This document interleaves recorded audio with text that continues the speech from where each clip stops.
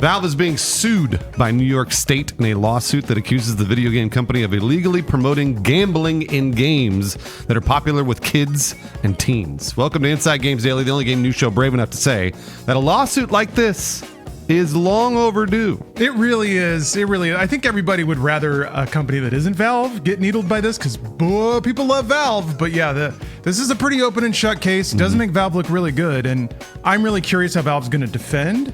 They might be able to plea their way down to something that's less stinging monetarily. Sure. But yeah, interesting times. All right, so New York Attorney General Letitia James announced the lawsuit yesterday seeking a judgment that would force Valve to provide full restitution to New York State customers and pay a fine equal to 3 times the amount of its gain from operating illegal gambling. I really like that part. I really like that part, but I'll get into that in a minute. Yeah, in the announcement, James says that, quote, Valve has made billions of dollars by letting children and adults alike illegally gamble for the chance to win valuable virtual prizes. These features are addictive, harmful, and illegal, and my office is suing to stop Valve's illegal conduct and protect New Yorkers. None of that sounds dishonest. The full court filing lays out the case with unusual clarity, accurately defining how loot boxes in Counter-Strike, Dota, and Team Fortress 2 work, and identifying their similarity to traditional gambling. This was a breath of fresh air. As somebody who's read a lot of these lawsuits, normally they don't even understand the subject matter. So this was a weirdly nice read. But yeah, we'll speed run the court filing for you, pick out the interesting bits. But first, here's a primer on how Valve does loot boxes, because their approach is a little different. Yeah, so players are awarded loot boxes over the course of play, but these boxes are locked. The boxes contain skins of varying rarity that do not affect gameplay at all. They're all cosmetic. Yeah. To open these boxes that are just kind of shoved into your inventory, you have to buy a key from Valve for $2.50. I think tax makes it like $2.71 or something like that. But the contents of any given loot box are nearly always going to be lower in value than the cost of the key you buy to open it. Valve also has a digital marketplace in which you can buy and sell not only the crates, but also the skins that come out of them. Now, I feel like if you're watching Inside Games, you probably know all of this and have experienced it firsthand. Yeah, it's just we need to know the framework to figure out why it's not cool or where it trips over the line. Yeah. The digital marketplace it's wild that they're doing that, but it also enables these items to have a real world value. Yeah, typically this is where game developers inoculate themselves from gambling accusations. If what you win can't be exchanged for cash money, well then it can't be gambling, right, Lawrence? Yeah, I mean, I think even in these days, even if there is no path to take a digital item and make it cash, it could still be gambling just because of the value people put on digital items. But the thing is, you can pretty easily in Valve, easier than others. So technically speaking, Valve only lets you sell digital items on their marketplace for Steam Wallet funds, and you can't cash out Steam Wallet funds back to your bank account. Okay. But there are workarounds. The lawsuit alleges that an attorney general investigator converted a knife skin to money by selling the skin for wallet funds, using those funds to buy a Steam Deck, and then selling the Steam Deck to a store, which is something that I bet a lot of people have done. Yeah, I noticed when Valve launched hardware, like a physical thing you could get, a real world object that had an MSRP, I was like, okay, you are really over the line now. So it's interesting that an investigator actually did it and then put it in a lawsuit. Good for them. Yeah, seriously. There's also the issue now, this is the thing that I feel like we've been talking about for years, you and I, of third-party websites that can hook into Valve's digital inventory. Yes, yeah. And while Valve insists, and they have responded to various questions about this, they insist that off-site real money transactions are against the Steam subscriber agreement. The lawsuit details multiple occasions in which Valve either turned a blind eye to external transactions on gambling websites, and in some cases even helped them, enabled them, restored their functionality, restored their Steam accounts, even though they are very directly running off-site real money transactions. The lawsuit also makes the case that opening loot boxes in Valve games is equivalent to gambling, since most loot boxes will lose money by design. We know that about loot boxes. Yeah. The lawsuit states that, quote, a user who received a skin with a market value of 13 cents after paying $2.71 to open a crate would incur a loss of $2.58 of actual value. So the only reason a user would do that, take an action that is almost guaranteed to lose money, is for the slim chance of a windfall. Yeah, right. Like winning the Gamma Doppler Emerald Butterfly Knife, which sells for $10,000 or more on external sites. What are the odds of winning that knife?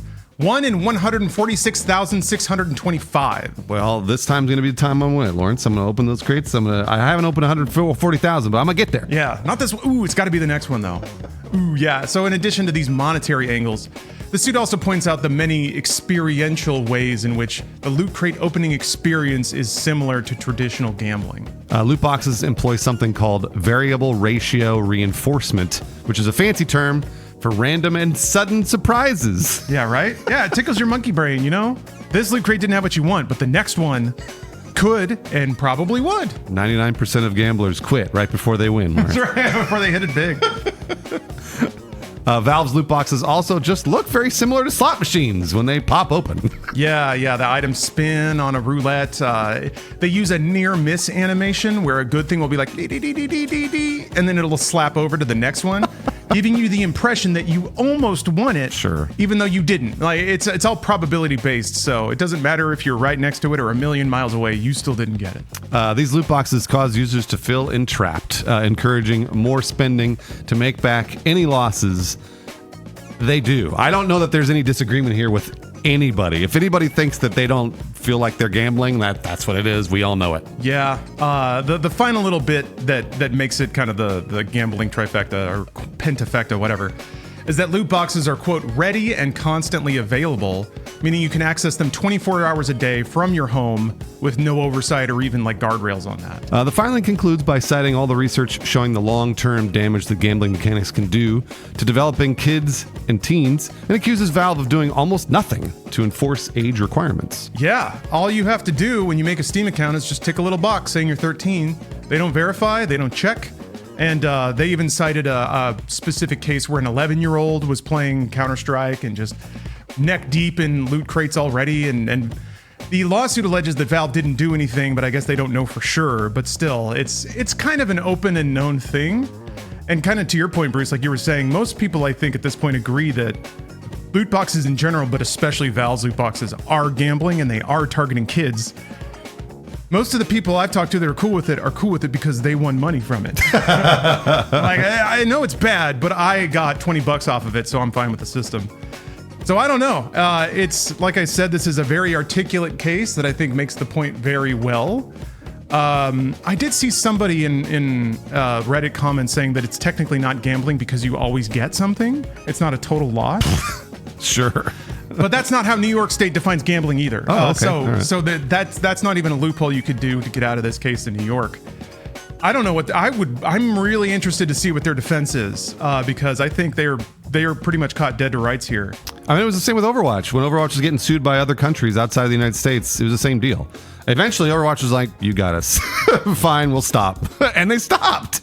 So, I mean, again, we've known about this for a long time. And I think over the years, I've changed my tune on this because initially I was sort of like, well, you know what? Like, we're all adults here. We can all make those decisions. And if that were the case on Steam, then that would be fine. If we're all over whatever, 21, 18, whatever the legal age of gambling is, then I'd be like, whatever, loot boxes, no big deal. But since this is generally a thing that a lot of kids are using, Steam, a lot of kids are playing video games, we know that, then it sort of gets the hooks in too early.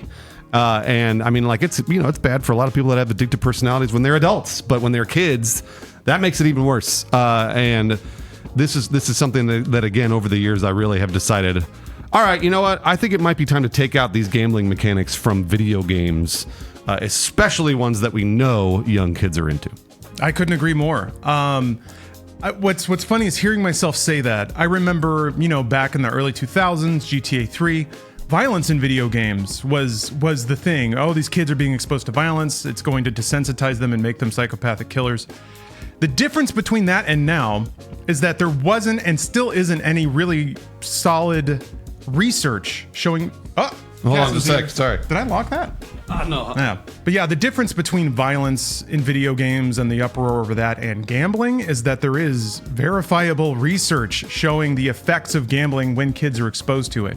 And if the science says, yeah, this is messing up their brains, making them more predisposed to gambling addiction or even suicidal thoughts when they're older, yeah, it should be regulated. It should be, I don't know. Valve really doesn't look good in this. And to that point, I can't stop thinking about just the explosion in betting apps, Kalshi or whatever. Yep. I think what we might be seeing is the results of a generation that grew up on loot boxes. Everyone had their brains fried by playing loot boxes and opening CSGO skins 10 years ago.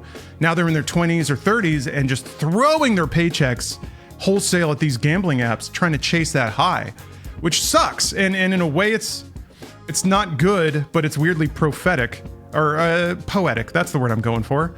Weirdly poetic that by leaning so hard into these scummy practices, they've sort of seeded the earth for even more scummy practices to come along and take their customers away. Yeah, it's generally really bad all the way around. And I'm not going to toot our own horn here, but we've been saying this for a long time, and nobody ever wants to hear it about Valve. They really don't. Everybody loves Valve. Everybody loves Gabe. He's the only good billionaire, right? And that, hey, that may be true. Whatever their business practices, I like them generally speaking. But you and I have talked about these loot boxes for a very long time. When it comes to Valve and Blizzard and everybody else and Apex, they all had loot boxes. It's the same with FIFA. And all this stuff, I want to say it's coming home to roost at some point. So Valve could do a really good thing, and they could say, you know what? Never mind. We won't do this. That's billions of dollars off the table for them. But again, if we really think that he's the only good billionaire out there, then they should make some concessions and possibly shore up their businesses a little more. Yeah, I guess he already got his yacht company. What else is there to buy? Doesn't he own like a mountain or something? I don't know. Oh no, I'm thinking of Tim Sweeney. He bought a mountain. Yeah, it's a weird situation. And to your point about like what we see and what we talk about this with a lot of companies is that it's typically in a company's interest to operate outside the bounds of the law, because whenever they get slapped, it's for a fraction of the money they got. So like we mentioned way at the intro, the fact that part of this lawsuit is 3 times the profit in a fine, plus all the money returned, that makes sure that it's going to hurt them. Another part of the filing is Valve has to provide a record of all the money that they've collected from New York State residents on keys and loot boxes and stuff. So yeah, if they get stuck on the math of it and have to pay a multiple of the money they made back, that's a very strong statement. And if they actually get needled on that, it's going to open the floodgates, man. Every single state is going to file a similar lawsuit as fast as they can because you established a precedent. Mm-hmm. So yeah, Valve, this is scary for Valve in terms of their cash cow. I don't think there's likelihood that they'll just shut it off. You were mentioning they make so much money off of this. I did see some folks mentioning there was an experiment that Valve did in France in 2019 when the heat was starting to get turned up in Europe over loot boxes. They added a gimmick called an X-ray scanner, where you could take your loot crate and drop it in the X-ray and it would tell you the item inside of it without you having to open it. The thing is, though, you can't take it out. It's stuck in there until you open it and get the item, and then you can drop another crate in it. So they basically just changed the order. Oh. Like instead of paying for the one that you've got, you're paying to see what's in the next one. But if you don't open it, it just sits there and your entire opening crate assembly line is jammed up. Got it. So that's kind of what I'm envisioning, is that Valve will find a way to retain the gambling core of the experience, but muck around the rules so that you have to go through an extra step. But in a way, that's what they were doing already before they were selling Steam decks that could just be fenced for money at any pawn shop. You had to trade a thing for another thing and then sell that thing to get some money. But now it's just it's just way too direct. I mean, look, again, also the third-party websites. Everyone knows about those third-party websites. Yeah. And the reason people are excited about opening these boxes and getting a $10,000 knife is not because the knife is cool. It's not. It's because it's worth $10,000 and they know they can go on the third-party websites. So don't delude yourself into thinking that you're like, oh, well, no, I just like looking at a knife. That's not true. We know that you want the knife to sell on third-party websites to get money. And again, right now, that seems fine, right? Everything's okay. But when they get sued and if this turns out to be illegal, that's going to change. And I mean, we've talked about the research with little kids getting hooked into gambling. So it's important that is something that you think about when you sell the $10,000 knife. Yeah. Or are you thinking about that 10K you're going to get? Ka-ching. Thanks for watching Inside Games Daily, everybody. Every time you click on one of our videos, we hear that cash register go off. This is our loot box. So thank you very much. Thank you for tearing yourself away from crate opening streams to watch this video. Some folks, some dedicated viewers, have found room in their loot box budget to support our show directly through Patreon. So thank you for doing that. We'd like to shout a few of them out now. Thank you very much, Rooster, Caleb Clark, Name Hogger, Matt Bogenberger, and BB Prime for being the rarest 5-star S tier viewers we could ever ask for. Thank you very much.